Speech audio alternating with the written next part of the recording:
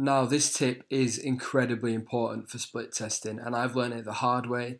And this tip alone is going to save you more than you've paid for access to this course. Now that you know this tip, you are not going to waste money on split testing ad creative incorrectly, which is incredibly important. When you split test in ad creative, so the copy, use of emojis, image, percentage versus numerical amount, carousel versus single image versus slideshow versus info video, whatever creative you are testing, do not create multiple different creatives under one single ad set. I know some people do this and I think it's completely wrong, and I know other people that agree with me, and I can explain why in this slideshow.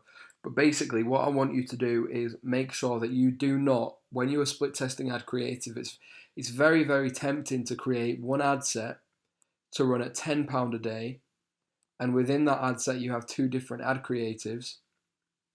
It's tempting to do that because you think you're saving a bit of time by just creating one ad set instead of two ad sets, each ad set having one creative, which is what you should be doing.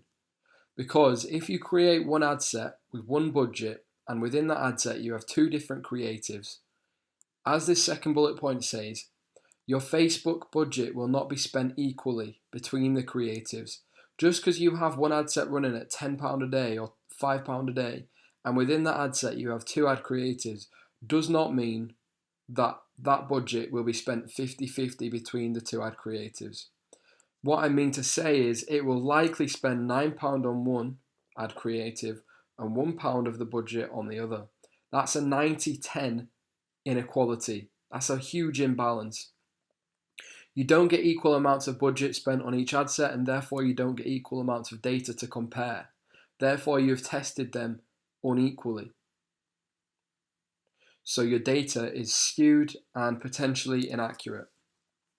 And therefore what you believe to be the winning ad creative may not actually be the real winning ad creative.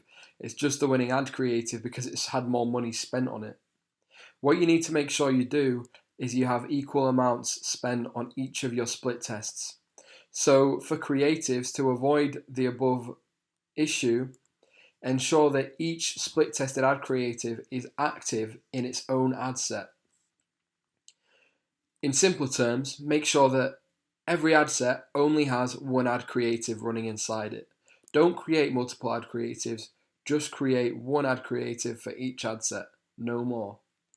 And remember to keep the ad set settings exactly the same across your ad creative split tests. There's no point trying to figure out whether an image or a video works best for you if you have an image running under one ad set and a video running under the other, and you're trying to compare the results of these two, but the ad set settings are completely different. That might be what affects your results more so than an image versus video. So make sure that your ad set settings are completely the same. And vice versa. When you are split testing ad sets, make sure that the ad creative you use is exactly the same. So this tip in itself is far more valuable than the actual price I've put on this course, and this is going to save you a lot of money